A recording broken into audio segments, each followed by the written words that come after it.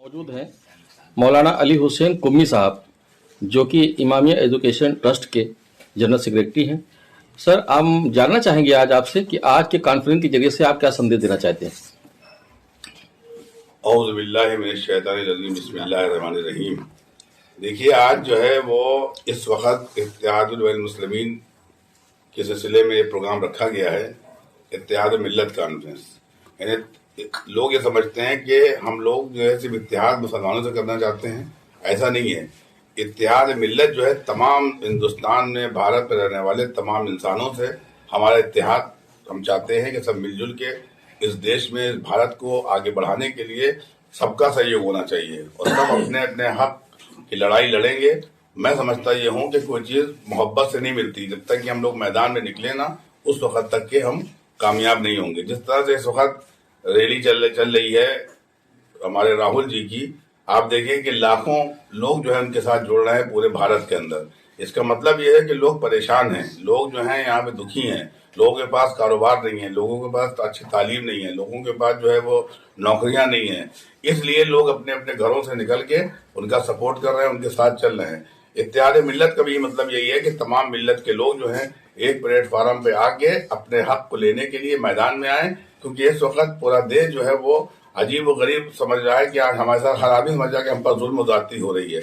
हर एक ये समझ रहा है कि हम अकेले हैं। तो इस अकेलेपन को दूर करने के लिए इत्तेहाद मिल्लत कॉन्फ्रेंस रखी गई है कि इंशाल्लाह बहुत जल्द बहुत बड़े पैमाने पर हम लोग कॉन्फ्रेंस करेंगे, जिसमें तमाम धर्म, मजहब और मिल्लत के लोगों को लेके चलेंगे। और हम ये समझते हैं कि 2024 तक जो है पूरे मुल्क को बेदार करना है हम लोगों को मिलके, और हमें ये बताना है कि जो तुम्हारे हमदर्द हैं असल तुम्हारे हमदर्द नहीं है, तुमको लूटना चाहते हैं, बर्बाद करना चाहते हैं। और इस वक्त जो है भाजपा सरकार जो है वो हर तरीके से नाकाम चल रही है, चाहे वो सेंट्रल गवर्नमेंट हो, चाहे यूपी गवर्नमेंट हो, हर तरीके से नाकाम है।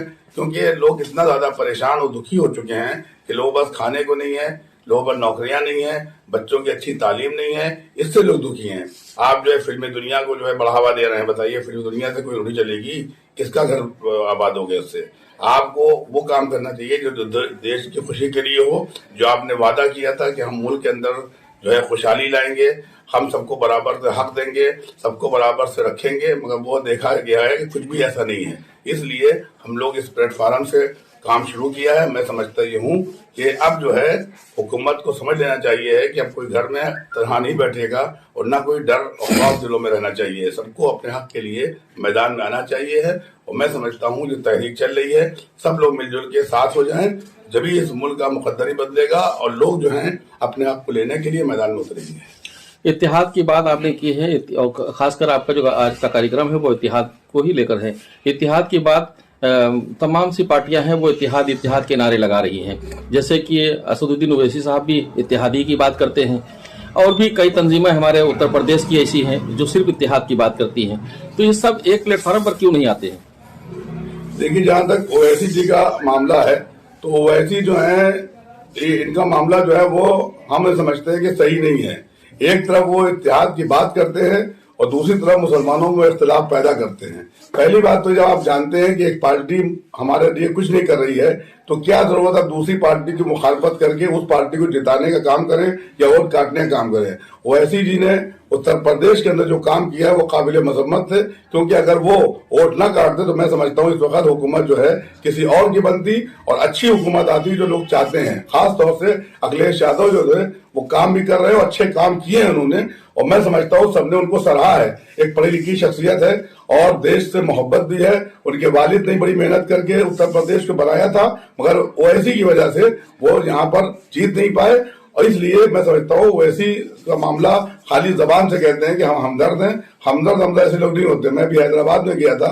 हैदराबाद में आप बताइए, इतना बड़ा सूबा है, आपके पास 7 एमएलए हैं। इसका मतलब ये है कि आप जो है कोई काम नहीं कर रहे हैं, सिर्फ बातें करके लोगों को गुमराह कर रहे हैं। मुसलमानों के लिए आप, अगर आपको मुसलमानों की हमदर्दी है तो मैदान में आके मुसलमानों के लिए काम कीजिए।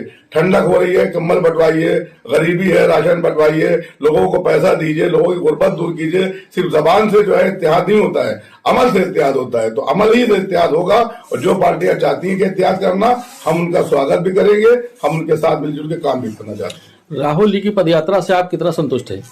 देखिए, राहुल जी को जिन लोग पप्पू समझ रहे थे, आज वो लोग खुद पप्पू हो चुके हैं और वो परेशान है, बहुत दुखी है कि ये क्या हो गया। जिसको समझ रहे थे कुछ भी नहीं है, आज सारा हिंदुस्तान जो है उसी के साथ, उसी के पीछे चल रहा है। आप देखें, इतनी ठंडक में इंसान के घर से निकलना और लाखों के मजमे में उसका चलना इस बात की तायीद है कि लोग उसको चाहते हैं प्यार मोहब्बत से, क्योंकि कांग्रेस पार्टी ऐसी पार्टी है कि जिन्होंने इस देश और इस मुल्क को आजादी में भी कुर्बानियां दी और आजादी के बाद भी जिसने अपने बाप को खो दिया, जिसने अपने दादी को खो दिया, जिसने महात्मा गांधी को खो दिया, इन लोगों की कुर्बानी की वजह से आज लोग समझ गए हैं कि अगर कोई वेलकम सही है और कोई हमारी कोई सही रहबरी कर सकता है तो वो राहुल गांधी का खानदान है। इसलिए पूरा हिंदुस्तान उनके साथ है और मैं समझता हूं कि 2024 में उन्हीं की सरकार बनने वाली है। सर, एक सवाल और हमारा है कि आपने राहुल गांधी की बात बारे में बताया, और जैसा कि क्या कांग्रेस के पुराने जो कारनामे रहे, क्या उनको मुसलमान भुला सकता है?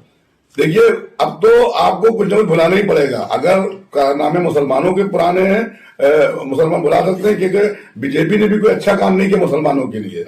आप देखिए कि मस्जिद जो है शहीद कर देना, और उसके बाद अभी मुझे मालूम यह हुआ कि इलाहाबाद में एक मस्जिद, कदीम मस्जिद थी, बहुत बड़ी मस्जिद थी, उसको भी आपने जो है चला दिया बिल्डोजर। तो क्या आप मुसलमानों के साथ साथ अल्लाह से भी दुश्मनी ले रहे हैं और अल्लाह की भी मस्जिद इबादत खाना गिरा रहे हैं? तो ये मैं समझता हूं कि ये इसमें नाकाम है, ये कामयाब नहीं है। और अगर गलतियां कांग्रेस ने की हैं तो गलतियां जो है आरएसएस और बीजेपी की बहुत ज्यादा है। तो मैं समझता हूं कि आप अपनी गलतियों को सुधारिए कांग्रेस, और कांग्रेस को मालूम हो गया है कि जो हमसे गलतियां हुई हैं, आने वाले लोग जो हैं उस गलतियों को सुधार भी करेंगे आगे। तो सर, आगे अपने समाज को क्या संदेश देना चाहते हैं कि कांग्रेस के बारे में क्या कहना चाहिए? नहीं, हम तो अपने समाज को नहीं बल्कि पूरे हिंदुस्तान को ये पैगाम देना चाहते हैं कि अच्छे लोगों के साथ हो जाओ, अच्छे लोगों के साथ चलो, ऐसे लोग हों जो देश से मोहब्बत करें, तुमसे ही मोहब्बत करें, एक मुल्क से मोहब्बत करें और मुसलमानों से मोहब्बत करें, तमाम धर्म के लोगों से मोहब्बत करें। ऐसे ही लोगों के साथ हमें आगे बढ़ना है और इस देश के अंदर एक अच्छी सरकार बनाने के लिए मेहनत करना है। और जो लोग बाहर निकल रहे हैं हम सब उनकी तारीफ करते हैं, और राहुल गांधी जिस तरह से तहरीक चला रहे हैं वो काबिल तारीफ है।